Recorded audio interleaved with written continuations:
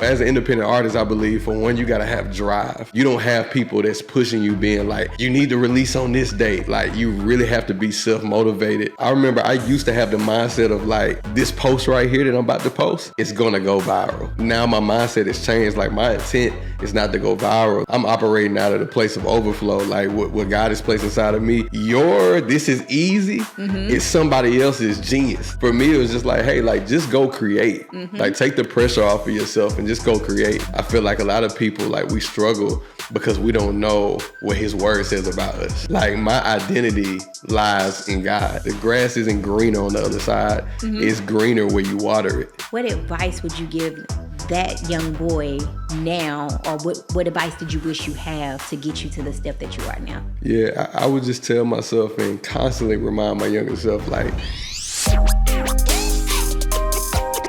welcome to another episode of Access Granted, where I give you exclusive access to entrepreneurs who are killing it in their industry. Today we have a little different, right? Something a little different. #1 Billboard artist, Mr. Go Viral, Mr. Yeah, Dante Pride, here with us. He is going to just share some insight on how he's been able to change the game in Christian hip hop and just take off and go to a next level. So we thank you for being a part of Access Granted. I'm honored to be here. No problem. So what we like to do is just provide insight on how entrepreneurs can go to the next level, being an independent artist. Share your journey a little bit and just give them exclusive access. You okay with that? I'm with it. Let's do it. So Dante, tell the audience more about you, more about your journey and how you got started. Yeah, well, I'm Dante Pride. I'm a Christian hip hop recording artist, also preacher as well. And my journey started when I was in the second grade. That's when the seed was planted, in the second grade. I grew up, I'm a PK, and so grew up in a very religious home. All the traditional gospel songs we heard throughout the house. I didn't really listen to any other genres except when I was with family members. When I would go down and, get with my older cousins and stuff, I was introduced to hip hop. But I had an uncle that was a youth pastor, and he had Christian hip hop playing in the car. And so I'm like, what is this? And I heard him say Jesus, and I'm like, this is a Christian hip hop song. And so that seed was planted in me in the second grade. Wow. And I used to write Christian hip hop lyrics on the back of my test papers in the second grade. Oh, wow. So that's amazing. So, because I know, and correct me if I'm wrong, but sometimes people start off in the hip hop space and then transition over to Christian rap or Christian hip hop. So your journey started as Christian hip hop. Yes. This is what I'm doing, and I love it. And just being able to make that connection at such an early age. So being a PK, right? We know preacher kids. How was that? Was it always like this straight narrow path? This is what I'm going to do. Were you a little rebellious? I kind of want to do my own thing, or how did that go? Okay, so I did reach a rebellious stage. It was one of them things where, my father was actually strict. Like, he was really strict. But I never was like the partying type and stuff like that when I was growing up. Like, I've always had this desire for music. I hit the stage for the first time when I was 12 years old. And so even throughout like middle school, high school, all I wanted to do was go to youth events and stuff and perform. But a lot of times he wouldn't let me, and a lot of that was, I think he was afraid. I'm his only son. So it's kind of one of them things like, I don't want my son to get hurt. I think it was fearful. And then also, I don't really think he understood like what I was doing. And so I got a lot of backlash doing Christian hip hop. And so I had hit a stage one time where a season in my life where I was like, I'm about to really just go all out, whatever's coming to my mind. So I was going to churches. And when I would go sit in churches, I knew that you wasn't supposed to have a hat on, but I would go sit in churches with my hat on. It's like, let me go sit in here and stuff with my hat on and stuff. And people would tell me to take it off. And that's when I really when I discovered God. Because it was one of them things, like, I started to learn the difference between religion and relationship with him. And so, but at first, with a lack of maturity, being so young, it was more so like a rebel, you know what I'm saying? And so I had got to the point where I'm like, man, like, I'm finna do stuff on purpose, like, just to kind of irritate people. And then at one point, I remember I went here with a sincere heart. I can't talk, y'all. went with a sincere heart to this church. I went there for a worship service. I didn't have a haircut, so I had a hat on. Like, wasn't trying to be disrespectful or anything. And it was just a concert going on at the church. And somebody told me I needed to take my hat off or they was going to ask me to leave the sanctuary. And I was hurt. I'm like, that's when I got to thinking like, yo, like if one of my partners from the streets, was to hear that, they probably not coming back to the church. Mm-hmm. And so that right there is when I can say my ministry really started. And I was 18. Mm-hmm. I was 18. And at that point, it was like one of them things. It's like, yo, I got a real opportunity to be a solution to a problem, because if you go to a restaurant, they say it's U.S. etiquette not to wear a hat at the table. But you go to a restaurant, they're not going to turn you away because they want you to spend money with them. I feel like it's the same thing with the body of Christ. At the end of the day, hey, we may come in, we may not have on the three-piece suits and all of that, but at the end of the day, like if we're going after Christ and our desire is to know him and to worship, why does it matter? You know what I'm saying? Wow. So that's big. And I think that's important that people are able to relate to your story and relate to your journey. There have been so many situations where people are turned away just because of what they look like or what they don't, or what they have on. So my space is a little different. I teach entrepreneurs on how to get access to grant funding and how to grow and scale their business. Yeah. But my journey when I started, I didn't have that support. And, I reached out to people for help and I was turned away. And not the same as being turned away from the church, but it's not a good feeling. Yeah. So I started this community where I pour into entrepreneurs and just connect with them and fellowship with them to help them get to their next level. And so I know what it's like to be able to make that connection and be able to just help them grow and thrive. So I think people are able to relate to your story. Do you mentor youth? And yes. Okay, so is that kind of your target audience? Yeah. So right now, to be honest with you, it's crazy. It's like my audience is maturing with me. Okay. So it's like youth and it's millennials. You know what I'm saying? And so it's super dope because I believe I live in Alabama, so it's the Bible Belt. Like we in the South, it's the Bible Belt, and so I believe a lot of people religion was just forced down their throat. And so people always, thou shalt not. But it's like, why are we talking about all the thou shalt not? Like where in Christ there's freedom. It's so many things that I get to do in Christ, And so for me, it's like, hey, I'm not coming at you with what you can't do and this and that. I'm trying to introduce you to Jesus. And so when you come to Jesus, it's like, hey, he's not asking you to clean yourself up. As you go to him, he's going to do the cleansing. Wow. Yeah. That's big. So there's probably somebody watching this right now like, Coach K, it's a little different, right? We talk to entrepreneurs, but I think people forget that being in the music industry and the music space, it's being an entrepreneur. Yeah. It's a journey. It's a journey. So you are an independent artist. Yes. And being an independent artist is not easy. It's not for the weak, I'm telling you. It's not easy, and it's not cheap either. Yeah, come on. Talk about your journey being an independent artist. So I know we started at 2. We had the vision, or we planted the seed at 2 of being Christian hip hop. But when did you actually decide to go all in and start recording and producing? Let me correct, 2nd grade. 2nd grade. He wanted to be a rapper when he was 2 years old. But no, 2nd grade. Second grade. But yeah, I believe right now I'm at a space right now where it's I have songs are going viral, Billboard, all of that. And so you got different labels and stuff that are reaching out right now. And so a lot of that, I've been independent for so long. And so that's kind of new for me. But as an independent artist, I believe for one, you got to have drive. You don't have people that's pushing you being you need to release on this date. You really have to be self-motivated. And so for me, I'm just fortunate enough to have people that believe in the vision. Because you don't go as far as your dream, you go as far as your team. And a lot of people don't realize that. I was the one that tried to do everything myself. I wanted to be Superman. And I had people that took a chance on me. For one, finding a producer that believe in the vision. They yo, I like your sound. So I get in and just create with that producer. Then you don't just get to be an artist nowadays where, back in the day, you can have mixtapes and CDs and stuff in the back of your trunk. And you hey, you want to check out my mixtape? It's $15. It ain't like that no more. Now everything is digital.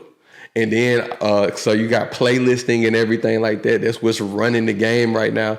And then also you got to be a content creator. Like you can't just create music no more. You got to be a whole content creator. That's a whole job. A whole job. And so even videography, like, you know, I got a videographer that took a chance on me. Like, he's like, yo, like, I hear your heart. I hear like what you're talking about in your songs, and I'm seeing visions for it. So we come together and we just show people the story with our visuals. Even finding if it's a friend or whatnot, shooting content just with a phone. If you ain't got a camera right now, shoot content with your phone. Me and my wife, we do it all the time with the phone, with the camera. And so it's really a grind. It's different than having somebody just pushing you. I definitely don't have to worry about like who doing what, you know what I'm saying? Like a lot of times, like when you stepping into labels, like you got to worry about who all got their hand in the pot, who doing what. But you also got people pushing you. With me, I got people around me that I trust, but at the same time, you really got to be self-motivated. That's good. That's real good.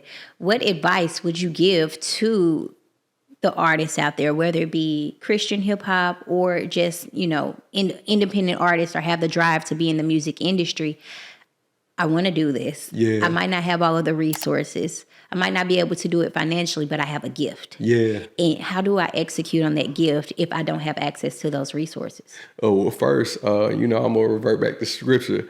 And Habakkuk, it tells us to write the vision and make it plain. And so for me, I I mapped the vision out. Like I went to an angel investor and I literally had a whole PowerPoint of like where I'm at now, where I'm trying to go. And so it's one of them things where I'm able to, you know, go to them and be like, hey, like, this is what we're trying to do. And, you know, sometimes they'll be like, yeah, like, I'm with it. Like, you know, I like that. Sometimes it's like, all right, not right now, you know what I'm saying? But also what I want to let people know is the camera right here. It is okay to work a 9 to 5. And I didn't realize that at first, like, you know, especially being local, being in the city, in Huntsville, you know, it's small. And so, you know, a lot of people, you know me as Dante, the Christian hip hop artist. So I remember during the season, you know, having to go work these secular jobs. And it's like people recognizing me. And it was like part of me was like ashamed. Like, you know, I want y'all to see me as the artist, but it's nothing wrong with that. At the end of the day, it's all about perspective. Like, okay, you're an independent artist. You don't have a record label. I started looking at their job like this job is my record label. Like this is how not only I'm paying my bills, but this is how I'm funding the vision. That's big. Yeah. That's huge. You mentioned something about angel investors. So I teach entrepreneurs how to get grant funding. Yeah. So, and there are a lot of people who don't understand that no matter where you are in your journey and no matter what industry you're in, you qualify for grants. Yeah. So your music is a message. Your music is powerful. Your music changed lives. So because you are in the music space and because you're making an impact with your music, there are people who will give you grant funding instead of an angel investor to go out and do that. So that's why I started this journey. I was the entrepreneur who needed the investor. I needed the funding, and I was taking my 9 to 5 to fund my journey. And it was like something else has to work, right? So I turned to grant funding. And I started getting grants. And then use that as the investment into my business. So you can do the same. And anyone that's watching this, no matter what industry you're in, even in the music industry, you can get access to grant funding and use the funding for producers, for videographers, for video time. So that is definitely something we're going to have to assist you with. I'm talking, me and Coach K having a whole conversation after this. There's going to be a ton of opportunities available that we're going to be able to assist you with getting access to just to continue your mission, because we just got to make sure you're able to take multiple number one billboards now. So we got to speak that into existence. I receive it. I love it. So you recently had a song that went viral. Yeah. Yeah, and I see it all the time. And I was like, is that Dante? And I was telling your wife, L'Oreal, my daughter was listening to, you have a song that's over, I think it's over a Glorilla beat. And my daughter was listening to it. And I was like, I know him. And she was like, you think you know everybody. Oh, and I was like, I know his wife. That's the same thing. But I love that you are taking songs that are, viral and you're bringing it into the space so that people can still relate and connect and feel like it's okay. Because there are probably, the Glorilla beat is amazing, but there are probably some people who are like, oh, I can't really listen to Yep. And you can, right? And so let me bring it and let me connect it to what you know and what we're teaching. And then now you're educating me on just being in religion and being in Christianity. And I love that you are doing that. So I appreciate that because my 13-year-old daughter is listening to your songs. So instead of me saying, oh, I don't really want you to listen to this, it's like, no, let's listen to this instead. Yeah. So thank you for that. How did you go viral? Woo. Yeah. Literally, like when I say it just hit me. Like I seen the video, like I seen it, like I think it had hit the shade room and all of that. And one night, literally, I was sitting on the couch and I didn't feel like it this night. I was like, man, I'm just trying to chill tonight. And literally, I felt like I was like, yo, go in there and throw a trap beat on this. Yeah. And I'm like, I don't even produce like that. That's the crazy thing. So I just went in there and threw some trap drums over the yeah, sampled it, started clipping it, chopping it up. Wow. And literally it was only intended for just Instagram and TikTok. Like there wasn't even supposed to be a real song. Really? No, I was just messing around. Like if you go back and watch like the original clip, like I had even threw in like a shameless plug at the end. I was like, yo, I got new music coming soon. Like that literally was just supposed to be a piece of content to just let people know that I had music coming. And it went up. And so when I seen how far I was going, I had hit up Tasha Page Lockhart, which is Lisa Page Brooks' daughter. She's the winner of Sunday Best. They used to come on BET. And I was like, yo, like, people are really rocking with this. Like, can we make this a song? She sent me her number. We chopped it up about it. She was like, I need a full song. She was like, send me a full song. I'll talk to my mom. I'll talk to Lisa Page. Send her the full song. She texted me back. She said, oh, my gosh. She was like, yeah, like we got to do this. And so Lisa Page Brooks, she dropped her version because she ended up making it a real song. It's called The Grateful Chant. And 2 weeks after she released, they released me to do the Christian hip hop remix. Wow. And it literally opened so many doors. That's amazing. So many doors. That is huge. But it's also big that you mentioned and they're making the connections and networking.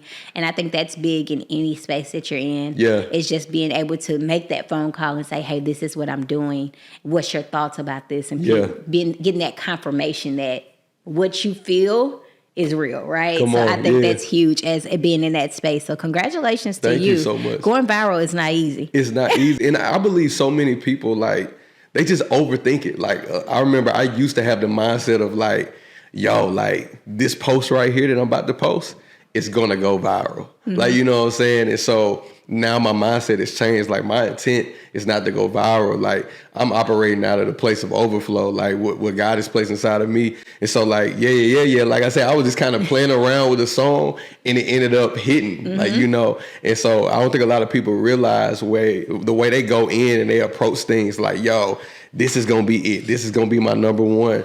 Like, this is easy is somebody else's genius. Like, you know what I'm saying? And so for me, it was just like, hey, like just go create. Like take the pressure off of yourself and just go create. And so I believe whatever he's placed inside of you, if you nurturing that thing, it's going to come out. I have the same challenges sometimes. The things that I think are supposed to go viral, I'll be like, I'll spend hours putting together a reel or, a TikTok. And I'm like, yeah, this is the one. And I get like a couple of 100 comments. And I'm like, what happened? What happened? I thought this was it. I'll randomly post something and it will go crazy. And I'm like, y'all wanted this and it took me, So I get it. I completely get it. What keeps you motivated? Because I know sometimes the journey can be, especially being an independent artist, the journey can be a little challenging. And being an entrepreneur, I definitely know the journey is not easy. So what keeps you motivated? What's that drive that keeps you focused? For me, can we be transparent on here? Sure, absolutely. Look, I had reached a point last year where I was about to quit. Like I literally was about to quit. I was like, yo, like I don't think I want to do this. Like, Lord, like what else? Like it got to be something else. And I remember being in a hotel. Like I've never dealt with like that I'm aware of, like jealousy. Like, you know, it's kind of one of them things, like, you know, I'm the one that's like, I'm happy for everybody. I want to see everybody win. But I had went to a particular concert. And when I was at the concert, like, I started to feel real discouraged. I was like, yo, like, Lord, like, why we ain't here yet, you know? And I had went back to the hotel and I had told L'Oreal, I was like, I don't know if I want to do this no more. And my wife, she had looked at me. She said, okay, cool. She said, but I'm going to ask you this. She said, have you given it 100%? And I said, nah, I ain't giving it 100%. She said, well, if you've only given it 70 and you ain't matched the other 30, she said, I can't let you quit. She said, if you giving 100% and you want to quit, go for it. And so for me, I didn't even immediately just go back to creating after that. Like, I just really started just seeking God. Like, I was like, Lord, like, what do you want? And I think it's Psalms 37, verse 4. It says, delight yourself in the Lord, and he'll give you the desires of your heart. And a lot of people don't realize he says he will give you the desires. So as you delight yourself in him, he'll give you the desire that you're supposed to have, you know. It's his desire. It's not mine. And so as I began seeking him, like, the desire that I had was just to create music. And so now it's like I can't quit because it's bigger than me. It's not about me. It's not about blowing up. You know, it's not about the awards and all of that. Even though I feel like it's coming. Like, the Lord has told me, like, these things are coming.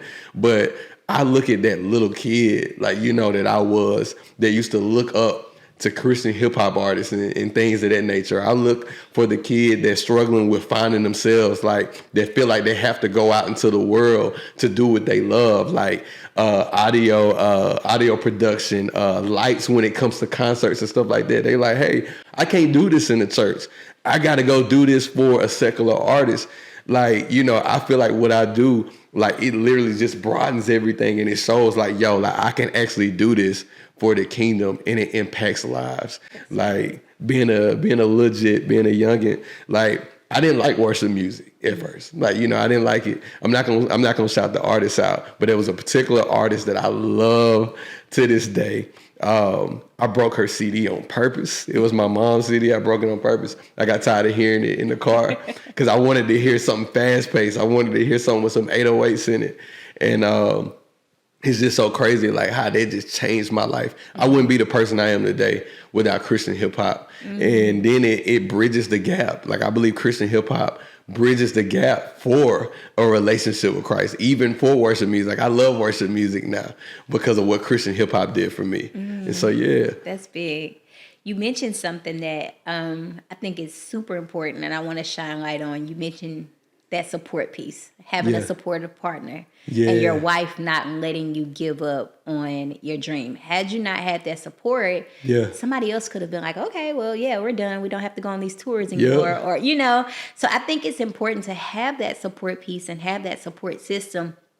And I think that's something that I wish everybody had. Yeah. Because you always there are definitely times when we feel like giving up, or we feel like we're not doing enough, or, you know, we're watching someone else's journey and we feel like it's my time. I've been putting all of this work in. Why not me?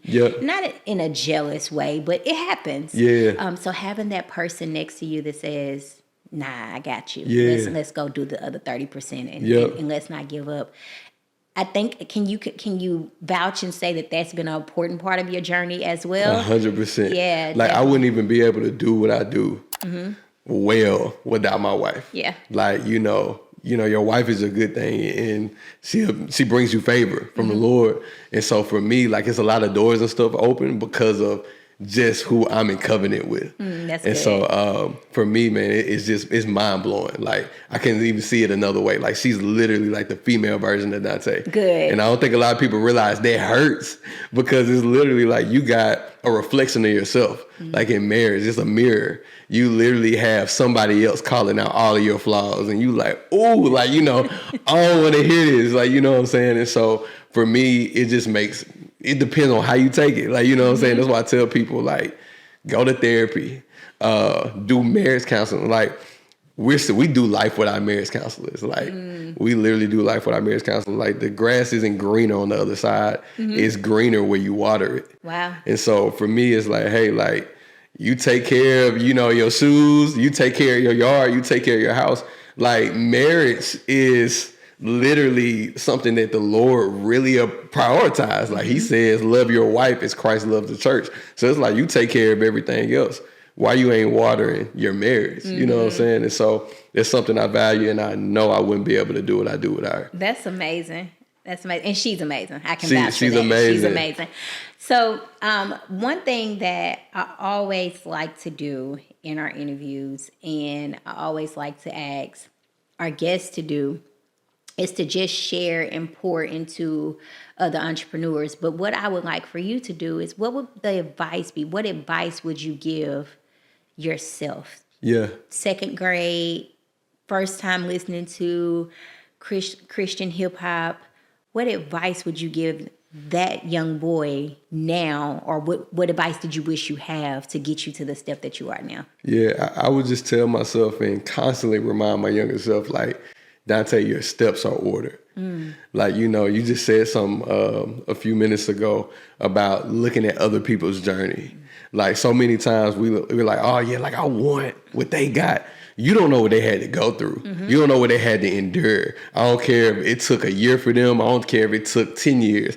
You don't know what they had to endure. You don't know what they had to go through. And my thing is, if the Lord has placed a desire in you, just know your steps are ordered. Like, I just look at it as a staircase. And as you taking each step, like, he literally has everything that you need. And so many times people miss God because they walk in the wrong staircase, you know what I'm saying? And so for me, it's like, hey, like, just know that your steps are ordered. As long as you stay in his will, as long as you follow him, look, he's going to get you to where he wants you to be. That's big. Yeah. That's huge. This is an amazing episode, and I just appreciate you sharing so much value. 3 steps or 3 things of encouragement that you would give to the person that's facing obstacles right now. Yeah. What would you encourage them, or what would you tell them? For one, I always say, seek God. That's the first thing I'm going to say. Seek him. The second thing is, ask yourself, what are you doing? Like, what am I doing? Like, wherever the obstacle is, because I think a lot of times we just expect God to perform just this miracle. And we got to understand, like, we got to do our natural. And when he steps in, he does the supernatural. So, you know what I'm saying? So it's like, a lot of times we just waiting on God, and he really waiting on you. It's like, hey, like, I've given you all the tools that you need, you know, to fight the enemy. And like I said, like, and I hope I feel like I'm really taking it to church. Oh, you're fine. You're fine. But 3, and this is going to be the last thing, I just say knowing the characteristics of God, like just getting in your word. Like, you know, I feel like a lot of people, like, we struggle because we don't know what his word says about us. Like, my identity lies in God.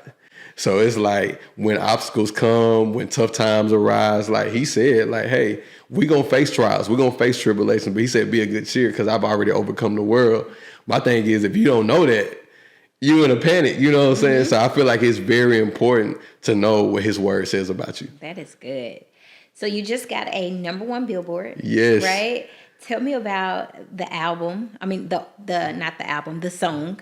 And what was that journey like? Yo, like, that was crazy. Shout out to Pastor Mike Todd and Transformation Church. I released a song called Overflow in 2021. And the crazy thing is, I wrote Overflow when my bank account was in the negative. Wow. It's a song, literally a song about having more than enough, about like, hey, like, Lord, in this overflow, of course I want to have overflow in joy, peace, health, but this song is touching finances. And, you know, I'm talking about getting the money so I can be a blessing to somebody else. Because so many times, like, you know, people run up on you, they're like, hey, like, you know, Dante, like, you know, I'm struggling with my light bill, I'm struggling with my mortgage in this season. And a lot of times as believers, the first thing we do is, let me pray for you.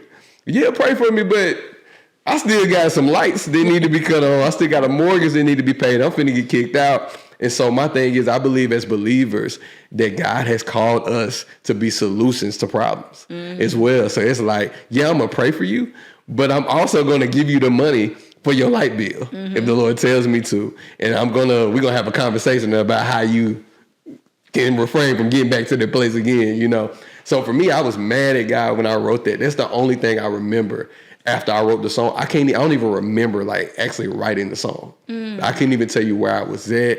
None of that. I just remember how I felt. Like I felt like, Lord, why would you have me write a song called Overflow about financial freedom when my bank account was in the negative?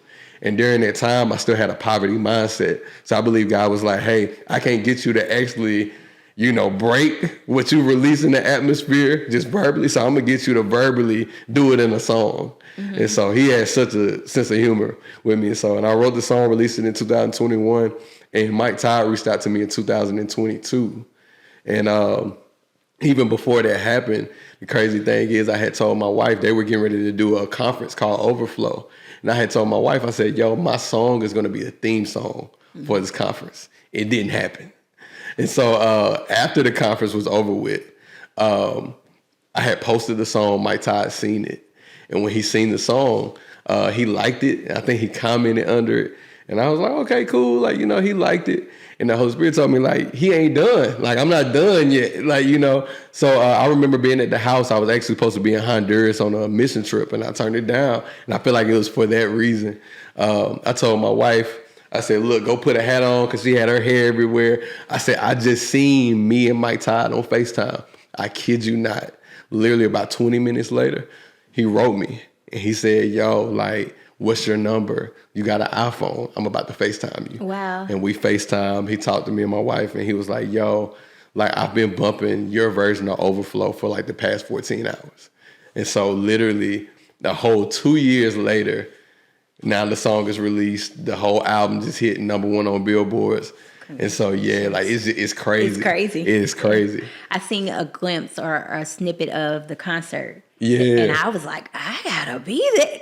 That's where I need to be. So congratulations to you. Thank you so much. Are you feeling the pressure of what's next? Like, how do I keep that momentum going? Or are you like, let me enjoy this time and whatever happens or whatever flows from here, or let me just walk in my journey? So at first I did. I ain't gonna lie to you. Like after yeah, I was like, woo, like people gonna be like, all right, D, what you got next? And even the billboard just put the icing on the cake.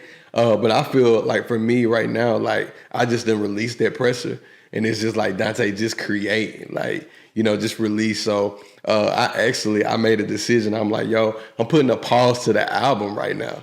I'm putting a pause to the album, and I'm just releasing music. Like this year, like we're going to be releasing like crazy. Like don't even be surprised if you get like 30 songs from me in 2025, because I'm like, hey, like the audience want to be fed.